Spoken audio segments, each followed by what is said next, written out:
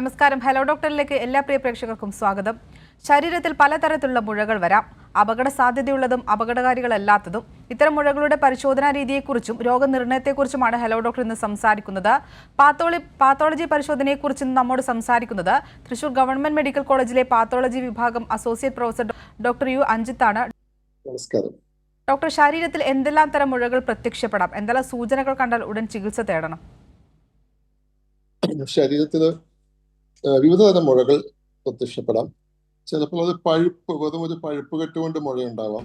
ഈ ക്ഷയം പോലത്തെ അസുഖങ്ങൾ, അല്ലെങ്കിൽ സാധാരണ പഴുപ്പ് കെട്ടി തന്നെ ഒരു മുഴയുണ്ടാവും. നമ്മളതിനെ പലപ്പോഴും അബ്സസ് അങ്ങനത്തെ മുഴകൾ വരാം. എല്ലാ മുഴകളും നമ്മൾ ഈ പറയുന്നത് ട്യൂമറുകളല്ല എന്നാണ് ഞാൻ പറയാൻ ശ്രമിക്കുന്നത്. പിന്നെ നമ്മുടെ സന്ധികളോട് ചേർന്ന് ഗാംഗ്ലിയോണുകൾ, ഇതെല്ലാം വളരെ സർവ്വസാധാരണമായി തന്നെ കാണുന്ന മുഴകളാണ്. ഈ ട്യൂമറുകൾ എടുത്താൽ തന്നെ നമ്മൾ ട്യൂമർ എന്ന വാക്ക് പറയുമ്പോൾ തന്നെ നമ്മൾ വല്ലാത്തൊരു ഭയപ്പാടോടുകൂടിയാണ് കാണുന്നത്.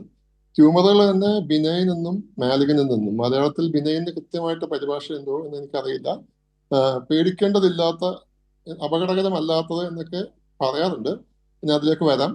പിന്നെ നമ്മൾ ക്യാൻസർ എന്ന് വിളിക്കുന്ന മാലിഗ്നൻ ട്യൂമേഴ്സ്, ഇത്രയും മുഴകളാണ് സാധാരണഗതിയിൽ ശരീരത്തിൽ വരുന്നത്. ഈ തരം മുഴകൾ ശരീരത്തിൽ എവിടെ വേണമെങ്കിലും പ്രത്യക്ഷപ്പെടാം.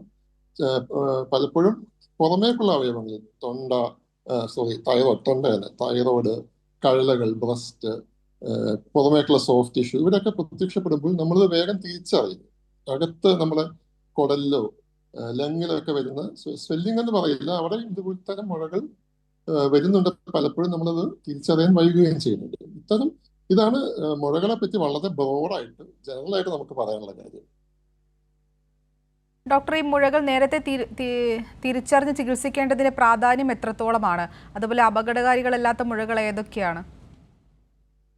ഈ അപകടകാരി അല്ലാത്ത മുഴകൾ, ബിനൈൻ എന്നതിന്റെ മലയാളമായിട്ട് നമ്മൾ പലപ്പോഴും പറയുന്ന ഒരു വാക്കാണ് ഈ അപകടകരമല്ലാത്ത മുഴകൾ എന്ന്. ഏറ്റവും കോമൺ ആയിട്ട് നമ്മൾ കാണുന്ന ലൈപ്പോമ എന്നൊക്കെ പറയും. കൊഴുപ്പടിഞ്ഞുകൂടി നമ്മുടെ നെറ്റിയിലും കൈ, കാല്, മുതുക്, ഇവിടെ എല്ലാം പലപ്പോഴും വളരെ കോമൺ ആയിട്ട്, അതും ട്യൂമറാണ്, നമ്മൾ അതിനെ ബിനൈൻ ട്യൂമേഴ്സ് എന്ന് വിളിക്കുന്നു. അത് ലൈപ്പോമ, ലിപ്പിഡ് എന്ന് വെച്ചാൽ ഫാറ്റ് അടിഞ്ഞുകൂടി ഉണ്ടാകുന്ന ചെറിയ മുഴകൾ. ഇത്തരം ബിനൈൻ ആയിട്ടുള്ള ട്യൂമേഴ്സ് ധാരാളമുണ്ട്. സത്യം പറഞ്ഞ മാലിഗ്നൻ ട്യൂമേഴ്സിനേക്കാൾ ഒരുപക്ഷെ കൂടുതൽ അവയായിരിക്കാം. ഞരമ്പിൽ നിന്ന് വരുന്ന ബിനൈൻ ട്യൂമേഴ്സ്, ഒരുപാട് ബിനൈൻ ട്യൂമേഴ്സ് ഉണ്ട്. അവയും സ്വെല്ലിങ്ങുകളായിട്ടാണ് പ്രത്യക്ഷപ്പെടുന്നത്. ഇതിൽ അപകടകരമല്ലാത്തത് എന്ന് പറയുമ്പോൾ അത് സ്പ്രെഡ് ചെയ്യുന്നില്ല, ക്യാൻസർ പോലെ സ്പ്രെഡ് ചെയ്യുന്നില്ല, അങ്ങനത്തെ വിവക്ഷ മാത്രമേ ഉള്ളൂ. നമ്മൾ ഈ അപകടകരമല്ലാത്ത ട്യൂമേഴ്സ്, ബിനൈൻ ട്യൂമേഴ്സ് എന്ന് പറയുന്നത് പലപ്പോഴും അതിന്റെ ലൊക്കേഷൻ അല്ലെങ്കിൽ അതിന്റെ വലിപ്പം കാരണം അപകടകരമാവാം. ഇപ്പൊ ഉദാഹരണത്തിന് ബ്രെയിനിലൊരു ഈ ക്യാൻസർ അല്ലാത്ത ട്യൂമർ, ഇപ്പൊ പറഞ്ഞ ബിനൈൻ ട്യൂമർ വന്നാൽ, ഇപ്പൊ ഒരു പക്ഷേ ശ്വസന പ്രക്രിയയെ നിയന്ത്രിക്കുന്ന ഭാഗത്താണെങ്കിൽ അത് ബിനൈൻ ആണെങ്കിലും അല്ലെങ്കിലും അത് അപകടം ഉണ്ടാക്കാം. ഇപ്പം നമ്മുടെ വലിപ്പം കാരണം നമ്മുടെ നമ്മുടെ ശ്വാസനാളത്തെ കംപ്രസ് ചെയ്യുന്ന ട്യൂമറാണെങ്കിൽ ആൾക്ക് ശ്വാസം കിട്ടാതെ വരും. അപ്പൊ ആ ട്യൂമറിന്റെ നേച്ചർ കൊണ്ടാണ് നമ്മൾ ബിനൈൻ എന്ന് പറയുന്നത്. പക്ഷെ പലപ്പോഴും അതിന്റെ ലൊക്കേഷൻ കൊണ്ടും അതിന്റെ വലിപ്പം കൊണ്ടുമൊക്കെ അവയും അപകടകരമായി മാറാം. പിന്നെ വേറൊരു ഗ്രൂപ്പുള്ളത്, ഇപ്പം ഉദാഹരണം തെങ്ങ് കയറുന്ന ഒരാളുടെ കാലില് ഒരു മുഴ വന്നാൽ അത് അപകടകരമാണോ അല്ലയോ എന്നുള്ളതല്ല, അത് അയാളുടെ ജോലിയെ ബാധിക്കും. അപ്പോഴും അതെടുത്ത് കളയേണ്ടി വരും. ഇത്രയുമാണ് ബിനൈൻ ട്യൂമേഴ്സിനെ പറ്റി പറയാനുള്ളത്. പക്ഷെ ക്യാൻസേഴ്സ് നമ്മൾ പറയുന്നത് മാലിഗൻസികളാണ്. അവ വളരെ വേഗം വലുതാവുകയും ഡിസ്റ്റൻസ് സൈറ്റ്സിലേക്ക് സ്പ്രെഡ് ചെയ്യുകയും ചെയ്യും. ക്യാൻസറുകൾ വളരെ നേരത്തെ കണ്ടുപിടിച്ചില്ലെങ്കിൽ അത് സ്റ്റേജ് വല്ലാതെ കൂടും. സ്റ്റേജ് കൂടുക എന്ന് വെച്ച് കഴിഞ്ഞാൽ ക്യാൻസറുകൾ പരക്കും. ഇപ്പൊ ബ്രസ്റ്റിലുള്ള ഒരു ക്യാൻസർ ഈ ബ്ലഡ് വെസൽസ് വഴിയും രക്തം വഴിയും കഴലകൾ വഴിയും ഒക്കെ, എക്സാമ്പിൾ പറഞ്ഞതേ ഉള്ളൂ, ബ്രെയിനിലേക്കും ലങ്ങിലേക്കും ലിവറിലേക്കും ഒക്കെ പരക്കും. അപ്പൊ ഇത് നമ്മൾ ഈ ക്യാൻസർ നമ്മൾ ഈ മുഴകളെ പറ്റി പറയുമ്പോൾ അപകടകരമായ മാലിഗ്നൻ ട്യൂമേഴ്സിനെ പറ്റിയാണ് ഞാൻ പറയുന്നത്. ക്യാൻസർ രോഗ ചികിത്സയിൽ ഏറ്റവും നിർണായകമായി പറയുന്നത് നേരത്തെ കണ്ടെത്തുക എന്നുള്ളതാണ്. പലപ്പോഴും നമ്മൾ ബ്രസ്റ്റ് ക്യാൻസർ നല്ല എക്സാമ്പിൾ ആണ്. ബ്രസ്റ്റ് ക്യാൻസർ ഒക്കെ വളരെയധികം അത് വലുതായി, അത് പൊട്ടി ഡിസ്റ്റൻസ് സൈറ്റ്സിലേക്കൊക്കെ സ്പ്രെഡ് ചെയ്തതിന് ശേഷമാണ് പലപ്പോഴും സ്ത്രീകൾ ഡോക്ടേഴ്സിനെ കാണിക്കാനുള്ള മടി കൊണ്ടാവാം, അല്ലെങ്കിൽ അവരുടെ ആരോഗ്യത്തിന് വില കൊടുക്കാത്തതുകൊണ്ടാവാം, അല്ലെങ്കിൽ അവര് പറയുന്നത് വീട്ടിൽ കാര്യങ്ങൾ നിയന്ത്രിക്കുന്ന ചിലപ്പോൾ അവരായിരിക്കില്ല, അവര് വില കൊടുക്കാത്തതുകൊണ്ടാവാം. ഇങ്ങനെ പല കാരണങ്ങൾ കൊണ്ടും വളരെ വൈകിയാണ് ഇന്നത്തെ കാലത്തും പലപ്പോഴും രോഗനിർണയത്തിനെത്തുന്നത്. ഈ രോഗനിർണയം നടക്കുന്ന അവസ്ഥയിൽ ഇത് വളരെ അഡ്വാൻസ് ചെയ്തിട്ടുണ്ടാവും. അപ്പം ഏർലി ക്യാൻസർ ഡിറ്റക്ഷൻ ക്യാൻസർ ഡിറ്റക്ഷനും അല്ല, ക്യാൻസർ ആകുന്നതിന് മുമ്പ് ഡിറ്റക്ട് ചെയ്യാൻ ജനറൽ പോപ്പുലേഷനിലെ ടെസ്റ്റുകളും ഉണ്ട് ഇന്നത്തെ കാലത്ത്. അതിന് ഏറ്റവും നല്ല എക്സാമ്പിൾ ആണ് നമ്മൾ സെർവിക്കൽ സ്മിയർ എന്ന് പറയും, ഗർഭാശയ ഗള ക്യാൻസർ. അത് സ്ക്രീനിങ് ആണ്. കോമൺ പബ്ലിക്കിൽ നമുക്ക് ക്യാൻസർ വരുന്നതിന് മുമ്പ് തന്നെ അതിലേക്ക് നയിക്കാവുന്ന ചേഞ്ചസ് ഉണ്ടോ എന്ന് കണ്ടെത്താം. ഇത്തരം മുറകൾ നമ്മൾ ഒരു മടിയും കൂടാതെ അതിനൊരു പ്രോട്ടോകോളോ ഒരു സിസ്റ്റം വല്ലതും ഉണ്ട്, അത് ഫോളോ ചെയ്ത് നമ്മൾ കൃത്യമായി ചെയ്തു കഴിഞ്ഞാൽ ഏർലി സ്റ്റേജ് ഡിറ്റക്ട് ചെയ്യാൻ, ചില കേസുകളിൽ ക്യാൻസർ വരുന്നതിന് പറഞ്ഞ് ഡിറ്റക്ട് ചെയ്യാൻ പറ്റും. അത് ഇതിൽ ഏറ്റവും നിർണായകമായ കാര്യമാണ് എന്ന് ഞാൻ ഓർമ്മിപ്പിക്കാൻ ഈ അവസരം ഉപയോഗപ്പെടുത്തുന്നു. ഈ സംസാരത്തിലെ ഈ ചർച്ചയിലെ ഏറ്റവും നിർണായകമായ പോയിന്റും അത് തന്നെയാണ്. ഡോക്ടർ, മറ്റു മുഴകളിൽ നിന്ന് നമുക്ക് ക്യാൻസർ മുഴകൾ എങ്ങനെ തിരിച്ചറിയാൻ സാധിക്കും? മറ്റു മുഴകളിൽ നിന്ന് ക്യാൻസർ ഏത് മുഴകളും നമ്മൾ ഒരു ഹോസ്പിറ്റലിൽ വന്നു കഴിഞ്ഞാൽ, ഒരു മോഡേൺ മെഡിസിൻ ഹോസ്പിറ്റലിൽ വന്നു കഴിഞ്ഞാൽ ഏകദേശം ഒരേ സീക്വൻസിലൂടെയാണ് കടന്നു പോവുക. ആദ്യം ഒരു പ്രോപ്പർ ആയിട്ടുള്ള ഹിസ്റ്ററി എടുക്കും, ക്ലിനിക്കൽ ഹിസ്റ്ററി. അപ്പൊ ക്ലിനിക്കൽ ഹിസ്റ്ററിയിൽ പെട്ടെന്നുണ്ടാവുന്ന ഒരു ചെറിയ ട്യൂമർ പെട്ടെന്ന് വലുതാവുക, ചെറിയ മുഴ പെട്ടെന്ന് വലുതാവുക, അത് ആ ചുറ്റുമുള്ള അവയവങ്ങളിലേക്ക് നമുക്ക് അതായത് മൂവ് ചെയ്യാൻ പറ്റാതെ വരിക, അത് ഹാർഡാവുക, ഇപ്പൊ ചോര തുപ്പ്, ലങ്സിലൊക്കെ ആണെങ്കിൽ ഹിമോപ്റ്റൈസിസ് വരിക, വെയിറ്റ് കുറയുക, ഇങ്ങനെ കുറെ ക്ലിനിക്കൽ ഫീച്ചേഴ്സ് ഉണ്ട്. അത് രോഗിയിൽ നിന്ന് ഹിസ്റ്ററി എടുത്തിട്ട് നമുക്ക് കുറേയൊക്കെ മനസ്സിലാക്കാൻ പറ്റും. ഒരു ഉദാഹരണം പറയുകയാണെങ്കിൽ, ഒരു തൈറോയിഡിലുള്ളൊരു മഴ, തൈറോയിഡിന്റെ പുറകിൽ നമ്മുടെ റിക്കറന്റ് ലാറിൻസ് പോകുന്നുണ്ട്. അത് അതിലേക്ക് പടർന്നു കഴിഞ്ഞാൽ രോഗിക്ക് ശബ്ദത്തിൽ ഒരു ഹോസ്നെസ് വരും. ഇതെല്ലാം വളരെ, ഞാൻ എക്സാമ്പിൾ പറഞ്ഞതേ ഉള്ളൂ. ഇത്തരം ഒരുപാട് ക്ലിനിക്കൽ ഫീച്ചേഴ്സ് വെച്ചിട്ട് ഇത് ക്യാൻസർ ആകാമോ എന്നൊരു സ്ട്രോങ് ക്ലിനിക്കൽ സസ്പീഷൻ ക്ലിനീഷ്യൻ ഉണ്ടാവുന്നു. അതാണ് എല്ലാത്തിനും തുടക്കം. അത് സർജൻ ആവാം, അല്ലെങ്കിൽ PhD ഇരിക്കുന്ന ഫസ്റ്റ് കോൺടാക്ട് ഫിസിഷ്യൻ ആവാം. അത് കഴിഞ്ഞാൽ ഇത് നിർണ്ണയിക്കാൻ അടുത്ത ടെസ്റ്റുകളിലേക്ക് കിടക്കും. ഞാൻ പത്തോളജിസ്റ്റ് ആണ്, പക്ഷെ ഞാൻ ആ സീക്വൻസ് പറയുന്നേ ഉള്ളൂ. ടെസ്റ്റുകളിലേക്ക് കിടക്കുമ്പോൾ മിക്കവാറും ആദ്യം ചെയ്യുന്നത് ബ്ലഡ് ടെസ്റ്റുകളാവാം. ഇപ്പൊ ലുക്കീമിയ പോലത്തെ ക്യാൻസർ, ബ്ലഡ് ക്യാൻസറുകളിലൊക്കെ ബ്ലഡ് ടെസ്റ്റും ബോൺ മാരോ ടെസ്റ്റും, ബ്ലഡ് ടെസ്റ്റ് ആണ് തുടക്കം. നിർണായകമായ സൂചനകൾ നമുക്ക് കിട്ടും. അത് കഴിഞ്ഞാൽ ബ്ലഡ് ടെസ്റ്റുകൾ കഴിഞ്ഞാൽ ചിലപ്പോൾ ട്യൂമർ മാർക്കേഴ്സ്, ഓവറി അല്ലെങ്കിൽ ചില ട്യൂമറുകളിൽ ട്യൂമർ മാർക്കേഴ്സ് ഉണ്ട്, CA19-9, CEA എന്നൊക്കെ പറയും. അതിന്റെ അളവ് കൂടുതലാകുമ്പോൾ ക്യാൻസർ ഡയഗ്നോസ് ചെയ്യാൻ പറ്റിയില്ലെങ്കിലും ക്യാൻസറിനെ കുറിച്ചുള്ള സൂചന, അത് അളവ് കൂടുതലാകുമ്പോൾ ക്യാൻസർ ആയേക്കാം എന്ന ശക്തമായ ഇൻഡിക്കേഷൻ നമുക്ക് കിട്ടും. ഇപ്പൊ അതും കഴിഞ്ഞ് ഇപ്പോൾ ലിക്വിഡ് ബയോപ്സി എന്നൊക്കെ പറഞ്ഞാൽ നമ്മൾ വന്നിട്ടില്ല. ബ്ലഡിൽ തന്നെ ട്യൂമർ സെൽസ്, സർക്കുലേറ്റിംഗ് ആയിട്ടുള്ള ട്യൂമർ സെൽസ് അല്ലെങ്കിൽ സർക്കുലേറ്റിംഗ് ട്യൂമർ DNA കണ്ടെത്താം. ആ സ്റ്റേജിലേക്ക് നമ്മൾ എത്തുന്നേ ഉള്ളൂ. ഇങ്ങനെ ബ്ലഡ് ടെസ്റ്റ് ഞാൻ ആ സീക്വൻസിൽ പറയുന്നു എന്ന് മാത്രം. അപ്പം അത് കഴിഞ്ഞാൽ മിക്കവാറും പുറമേക്ക് കാണാവുന്ന മുഴകളാണെങ്കിൽ FNAC ചെയ്യും. നമ്മൾ FNAC എന്ന് വെച്ചാൽ നീര് കുത്തി പരിശോധിക്കുക.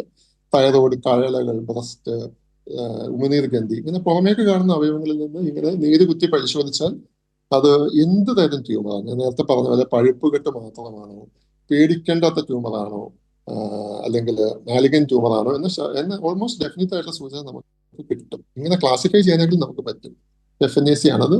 ചില കേസുകളിൽ ബയോകെമിക്കൽ ടെസ്റ്റുകളും പ്രധാനമാണ്. ഇപ്പൊ തൈറോയ്ഡ് ആണെങ്കിൽ നമ്മൾ തൈറോയ്ഡ് ഫംഗ്ഷൻ ഉള്ള ബയോകെമിക്കൽ ടെസ്റ്റുകൾ ചെയ്യും.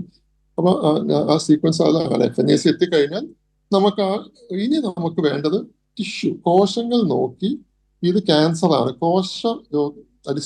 അധിഷ്ഠിതമായ രോഗനിർണയം. അതാണ് ഏറ്റവും കോമൺ സ്റ്റോൺ എന്ന് പറയുന്നത്. നമ്മൾ ക്യാൻസർ ചികിത്സയിൽ കോശങ്ങൾ അടിസ്ഥാനമാക്കി ഇത് ക്യാൻസർ ആണ് എന്ന് എഴുതി കൊടുത്ത റിപ്പോർട്ട്, അതാണ് അതിന്റെ ആധാരശില എന്ന് തന്നെ പറയും. ഇപ്പോഴും ചെറിയ ചെറിയ രീതിയിലുള്ള എക്സെപ്ഷൻസ് വരുന്നുണ്ടെങ്കിൽ ഏറെക്കുറെ അങ്ങനെ തന്നെ പറയാം. അപ്പൊ ഇതിന് നമുക്ക് ബയോപ്സി ചെയ്യണം. ബയോപ്സികൾ പലതരമുണ്ട്. ബയോപ്സി ഇപ്പൊ ഒരു മുഴ മൊത്തമായിട്ട് എടുത്ത് നമുക്ക് പരിശോധനയ്ക്ക് അയക്കാം, എക്സിഷൻ ബയോപ്സി എന്ന് പറയും. അല്ലെങ്കിൽ ആ മുഴയുടെ ഒരു ഭാഗം നമുക്ക് മുറിച്ചെടുത്ത് ഇൻസിഷൻ ബയോപ്സി അയക്കാം. പിന്നെ ഇപ്പോൾ വളരെയധികം ത്രൂക്കട്ട് അല്ലെങ്കിൽ കോർ ബയോപ്സി വന്നിട്ടുണ്ട്. കോർ ബയോപ്സി എന്ന് വെച്ചാൽ ഒരു മുഴയിൽ നിന്ന് നമ്മളൊരു ഗൺ തോക്കല്ല, നമ്മൾ ഈ ചെവി, മൂക്ക് കുത്താനൊക്കെ ഉപയോഗിക്കുന്ന സാധനങ്ങൾ, അതുപോലത്തെ ഒരു ഗൺ വെച്ച് അടിച്ചു കഴിഞ്ഞാൽ അതിൻ്റെ അകത്തുനിന്ന് ഒരു നാര് പോലത്തെ നിങ്ങളുടെ ടിഷ്യൂ കിട്ടും. നമ്മൾ അതിന്റെ കോർ എന്ന് പറയും, ട്യൂമറിന്റെ. അപ്പോൾ നല്ലൊരു കോർ ഉണ്ടെങ്കിൽ നമ്മൾ ആ കോർ നോക്കി ത്രൂക്കട്ട് ബയോപ്സി നടത്താം. പിന്നെ ഈ ആന്തരിക അവയവങ്ങളിലെ ക്യാൻസർ ആണ് പലപ്പോഴും വൈകുന്നത് കണ്ടെത്താൻ. അത് കണ്ടെത്താൻ നമുക്ക് ഒന്നുകിൽ ഗൈഡഡ് FNAC ചെയ്യാം. ഗൈഡഡ് FNAC എന്ന് വെച്ചാൽ CT, USG തുടങ്ങിയ സ്കാനിങ് മെഷീനുകൾ ഉപയോഗിച്ച് കഴിഞ്ഞാൽ നമുക്ക് ഈ മുഴ എവിടെയാണെന്ന് കണ്ടുപിടിക്കാൻ പറ്റും. അപ്പൊ ആ മുഴയെ ലക്ഷ്യമാക്കി നമുക്ക് സൂചി ഉപയോഗിച്ച് അതിന് ടിഷ്യൂ വലിച്ചെടുക്കാം. പക്ഷെ അതിലും ഇപ്പോൾ നമ്മൾ എൻഡോസ്കോപ്പി വന്നിട്ടുണ്ട്. എൻഡോസ്കോപ്പി എന്ന് വെച്ചാൽ നമുക്ക് ക്യാമറ ഉള്ള കുഴലുകൾ നമുക്ക് ലങ്ങിലേക്കും അല്ലെങ്കിൽ ഇൻഡസ്ട്രിയിലേക്കൊക്കെ ഇറക്കി കഴിഞ്ഞാൽ ട്യൂമർ എവിടെയാണ് എന്ന് കണ്ടെത്താൻ പറ്റും. അപ്പൊ അതിൽ നിന്ന് ബയോപ്സി എടുക്കാം. അപ്പം ബയോപ്സി ചെയ്യുക. ഞാൻ ഈ പറഞ്ഞ ലിസ്റ്റിൽ ഞാൻ വിട്ടുപോയൊരു കാര്യമുണ്ട്, ഞാൻ ഇപ്പോൾ ഓർക്കുകയാണ്. സ്കാനിങ് സ്റ്റഡീസ് ഞാൻ പറയാൻ പറ്റുപോയി, അത് അക്ഷന്തവ്യമായ തെറ്റാണ്. സ്കാനിങ് സ്റ്റഡീസ് ഇതിൽ വളരെ വലിയ റോള് വഹിക്കുന്നുണ്ട്. അപ്പോൾ യൂഷ്വലി ക്ലിനിക്കൽ എക്സാമിനേഷൻ ആദ്യം ചെയ്യും, ബ്ലഡ് ടെസ്റ്റുകൾ ചെയ്യും, സ്കാനിങ് സ്റ്റഡീസ് ലങ് ഒക്കെ ആണെങ്കിൽ CT MRI ഒക്കെ എടുത്തു കഴിഞ്ഞാൽ ലങ്ങിൽ ഒരു വലിയ മുഴയുണ്ട്, അത് കോയിൻ ഒരു നാണയത്തിന്റെ സൈസ് ഉണ്ട്, അല്ലെങ്കിൽ അതിങ്ങനെ എല്ലാം ചുറ്റും പടരുന്നുണ്ട്, അത് പേടിക്കേണ്ടതാണ് എന്നൊക്കെയുള്ള വളരെ ശക്തമായ സൂചനകൾ അവർ തരും. അത് കഴിഞ്ഞാൽ യൂഷ്വലി നമ്മൾ പത്തോളിക്കൽ സ്റ്റഡീസ് FNAC ചെയ്യും.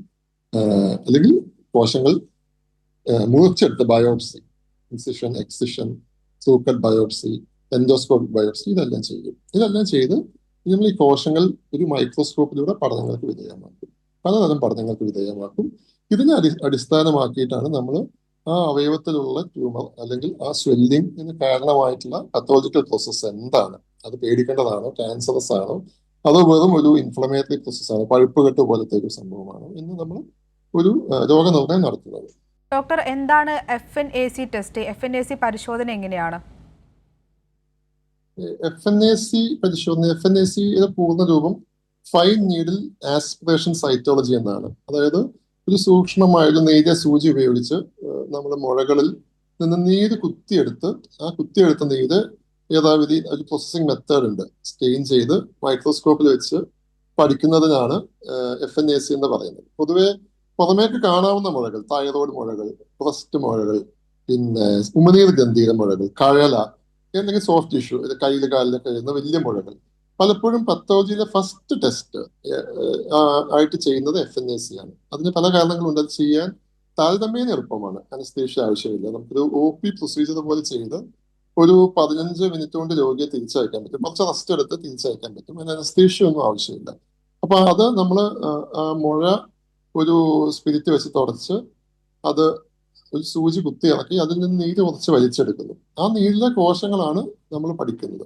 ഇപ്പൊ ഫോർ എക്സാമ്പിൾ ഒരു ബ്രസ്റ്റ് മുഴ വരികയാണ്, ബ്രസ്റ്റ് ആണ് വളരെ കോമൺ ആയിട്ട് വരുന്ന മുഴകളിലൊന്ന്. നമുക്ക് പേഷ്യന്റ് പേടി ക്യാൻസർ ആണോ അല്ലയോ എന്നുള്ളതായിരിക്കും. അപ്പൊ പ്രോപ്പറായിട്ട് ഒരു ക്ലിനിക്കൽ എക്സാമിനേഷൻ കൈകൊണ്ട് രോഗിക്ക് തന്നെ ചെയ്യാം, കൈകൊണ്ട് അത് പാൽപേറ്റ് ചെയ്ത് എക്സാമിൻ ചെയ്യുക, ഒരു സ്കാൻ ചെയ്യുക, ഒരു FNAC ചെയ്യുക. ഈ 3 ടെസ്റ്റുകളും ചെയ്തു കഴിഞ്ഞാൽ ഇത് ക്യാൻസർ ആണോ അല്ലയോ എന്നുള്ള ആശങ്ക നമുക്ക് ഏറെക്കുറെ പൂർണ്ണമായിട്ടും ദൂരീകരിക്കാൻ പറ്റും. ഇപ്പൊ FNAC ഒരു താരതമ്യേന സിമ്പിൾ ആയിട്ട് ടെസ്റ്റാണ്, ഒരുവിധം ടെർഷ്യറി കെയർ ഹോസ്പിറ്റലുകളിലും മെഡിക്കൽ കോളേജിലൊക്കെ ലഭ്യമാണ്. ഈ മുഴകളിൽ ചെയ്യാവുന്ന ടിഷ്യൂ ഡയഗ്നോസിസിലേക്ക് എത്തുന്ന പ്രഥമ പടിയായിട്ട് ചെയ്യാവുന്ന ഒരു ടെസ്റ്റാണ് ഫൈൻ നീഡിൽ ആസ്പിറേഷൻ സൈറ്റോളജി. അത് ഇനിയിപ്പോ ലങ് പോലത്തെ ഓർഗൻസിലാണെങ്കിൽ നമുക്ക് ഗൈഡഡ് FNACs ധാരാളം ചെയ്യുന്നുണ്ട്, എൻഡോസ്കോപ്പിക് ഗൈഡ് FNACകൾ. അപ്പൊ നമ്മൾ അകത്തേക്കുള്ള മുഴ എവിടെയാണെന്ന് നമ്മൾ ലൊക്കേറ്റ് ചെയ്തിട്ട് അതിൽ നിന്ന് നീര് കുത്തിയെടുക്കും. FNAC വളരെ അധികം വ്യാപകമായി ചെയ്യുന്ന, നമ്മൾ അവഗണിക്കാൻ പാടില്ലാത്ത, നമുക്ക് ചെയ്യാൻ പറ്റുന്ന ഒരു ടെസ്റ്റാണ്. വളരെ കൂടിയ ഒരു ടെസ്റ്റ് വെച്ചാൽ വളരെ ബുദ്ധിമുട്ട് ഉളവാക്കുന്ന ഒരു ടെസ്റ്റോ ഒരുപാട് പ്രിപ്പറേഷൻ വേണ്ട ടെസ്റ്റോ അല്ല. അതാണ് FNACയുടെ പ്രാധാന്യം. ഡോക്ടർ, ഈ ടെസ്റ്റിന് മുമ്പ് എന്തെങ്കിലും മുൻകരുതലുകൾ എടുക്കേണ്ടതുണ്ടോ? അതുപോലെ ശ്രദ്ധിക്കേണ്ട കാര്യങ്ങൾ എന്തൊക്കെയാണ്?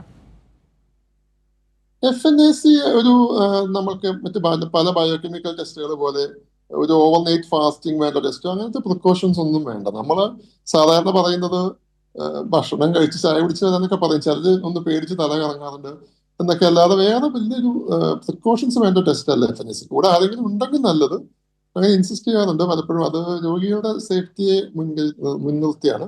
വളരെ താരതമ്യേന അപകടം കുറഞ്ഞ ഒരു ടെസ്റ്റാണ് FNAC. അപകടം ഇല്ല എന്ന് തന്നെ ഏകദേശം പറയാം. FNACയുടെ ഒരു പ്രോബ്ലം എന്നല്ല, ഒരു പക്ഷേ നമ്മൾ ബ്ലൈൻഡ് ആയി ചെയ്യുന്ന ടെസ്റ്റാണ്. ബ്ലൈൻഡ് മീൻസ് നമ്മൾ പുറത്തുനിന്ന് സൂചി കുത്തുകയാണ്, അത് ചിലപ്പം ആ നീര് റെപ്രസെന്റേറ്റീവ് ആയിരിക്കില്ല, ചിലപ്പം ബ്ലഡ് മാത്രമായിട്ടായിരിക്കും വരുന്നത്, സെൽസ് പ്രോപ്പർലി വരില്ല. അങ്ങനെയൊക്കെ വരികയാണെങ്കിൽ FNAC ചിലപ്പോൾ റിപ്പീറ്റ് ചെയ്യേണ്ടി വരും. അപ്പൊ പലപ്പോഴും ചില രോഗികൾ അല്ലെങ്കിൽ രോഗികളുടെ ബൈസ്റ്റാൻഡേഴ്സ് ഞങ്ങളോട് തട്ടിക്കയറുന്ന അവസ്ഥ ഉണ്ടാകുന്നുണ്ട്. FNACയുടെ ആകെ ഒരു ഡ്രോബാക്ക് എന്ന് പറയാൻ പറ്റില്ല, അതിൽ ഇൻവെൻസിക് ആയിട്ടൊരു ഭാഗമാണ്. ഒരു പക്ഷേ നമുക്ക് വേണ്ടുന്ന രീതിയിൽ സെല്ല് കിട്ടിയില്ലെങ്കിൽ ഒന്ന് FNAC ചിലപ്പോൾ റിപ്പീറ്റ് ചെയ്യേണ്ടി വരും. എന്നല്ലാതെ FNACക്ക് ഒരു വലിയ പ്രിക്കോഷൻസ് ഒന്നും ആവശ്യമുള്ള ഒരു ടെസ്റ്റ് അല്ല. ഒരു 3 ദിവസത്തിന്റെ അകത്തും, ഈവൻ 1 ഡേ കൊണ്ട് പോലും FNAC റിപ്പോർട്ട് കൊടുക്കാം. സെക്കൻഡോ തേർഡ് ഡേ തീർച്ചയായിട്ടും റിപ്പോർട്ട് കൊടുക്കാൻ പറ്റിയ ടെസ്റ്റാണ് FNAC. റിപ്പോർട്ട് ഒരുപക്ഷെ അന്തിമ റിപ്പോർട്ട് ആയിരിക്കില്ല, എന്ന് വെച്ചാൽ ക്യാൻസർ ആണ് എന്നൊക്കെ നമുക്ക് പറയാൻ പറ്റും, ഇന്ന ടൈപ്പ് ക്യാൻസർ ആണ്, ആ രീതിയിൽ ഒരു പക്ഷേ നമുക്ക് FNACയിൽ പറയാൻ പറ്റിയെന്ന് വരില്ല. അതിന് ബയോപ്സി തന്നെ വേണ്ടി വന്നേക്കും. FNAC നമുക്ക് പൊതുവെ ഒരു എന്ത് ടൈപ്പ് ട്യൂമർ ആണോ ഇൻഫ്ലമേഷൻ ആണോ, ട്യൂമർ ആണെങ്കിൽ ബിനൈൻ ആണോ മാലിഗന്റ് ആണോ, ആ ലെവലിൽ പറയാനുള്ള ഉദ്ദേശത്തോടു കൂടിയാണ് FNAC ചെയ്യുന്നത്. ഒരു പക്ഷെ നമുക്ക് കൂടുതൽ ഡീറ്റെയിൽസ് പറയാൻ കഴിഞ്ഞെന്നിരിക്കും. ഇതാണ് FNAC കുറിച്ച് പറയാനുള്ളത്. വ്യക്തമാണ് ഡോക്ടർ. നമ്മുടെ കൂടെ ഒരു പ്രേക്ഷകൻ ചേരുന്നുണ്ട്. കണ്ണൂരിൽ നിന്ന് രാധാകൃഷ്ണനാണ്. രാധാകൃഷ്ണൻ ഡോക്ടറോട് ചോദിച്ചോളൂ. നമസ്കാരം. നമസ്കാരം, ഞാൻ കണ്ണൂരിൽ നിന്നാണ് വിളിക്കുന്നത്. പറയൂ സാർ. ഹലോ. നമസ്കാരം സാർ. ഹലോ, കേൾക്കാം, പറഞ്ഞോളൂ. നമസ്കാരം. ഹലോ, ഞാൻ കണ്ണൂരിൽ നിന്നാണ് വിളിക്കുന്നത്. പറയൂ സാർ, കേൾക്കാം. എനിക്ക് ഒരു 20 വർഷം മുമ്പേ അൾസർ വന്നിരുന്നു. അപ്പോ അത് ഇപ്പൊ നോക്കുമ്പോ അത് അന്നനാളത്തിനകത്ത് 2-3 ചെറിയ മുഴകളായിട്ട് അന്നനാളത്തിനകത്ത് 2-3 മുഴകളായിട്ട് മാറി.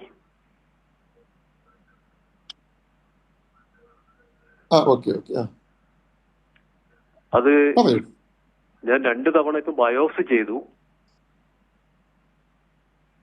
ഹലോ, 2 തവണ ഞാൻ ബയോപ്സി ചെയ്തു. അപ്പോ അത് ക്യാൻസറിന്റെ പ്രശ്നമൊന്നും അതിൽ കാണുന്നില്ലെന്നാണ് ഡോക്ടർമാർ പറഞ്ഞത്. അപ്പൊ അത് വളരുന്ന 7 വർഷം മുന്നെയാണ് ഇത് കണ്ടത്. അതിനുശേഷം അത് ആ കണ്ട അവസ്ഥയിൽ തന്നെയാണ് ഉള്ളത്, വളരുന്നില്ല കൂടുതൽ. അപ്പൊ ഇത് എത്ര നാളെ ചെയ്തിട്ട് 7 മാസമായോ? ഇപ്പം 1 വർഷം കഴിഞ്ഞു ബയോപ്സി ചെയ്തിട്ട്.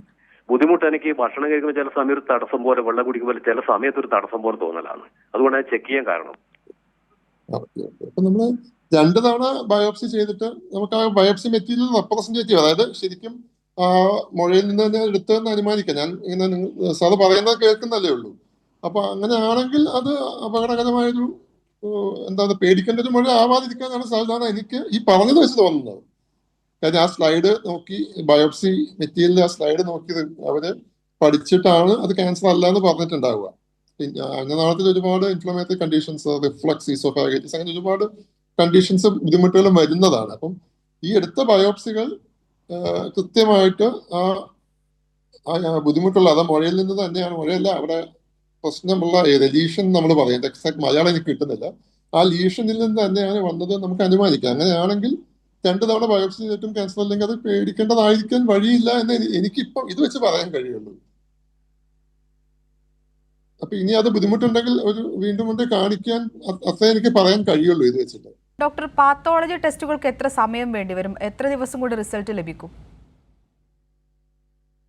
നമുക്ക് FNACയുടെ റിസൾട്ട് ഞാൻ പറഞ്ഞല്ലോ, ഒരു 1 to 3, 1 എന്നൊക്കെ പറഞ്ഞാൽ എമർജൻസി ആണ്, രോഗിക്ക് ഒരു ക്യാൻസർ ആണ്, IS സെന്ററിലേക്ക് പോകാനാണെന്നൊക്കെ പറഞ്ഞാൽ നമുക്ക് സെയിം ഡേയിൽ പോലും കൊടുക്കാം. പക്ഷെ യൂഷ്വലി നമ്മൾ 2nd or 3rd day FNAC results കൊടുക്കാറുണ്ട്.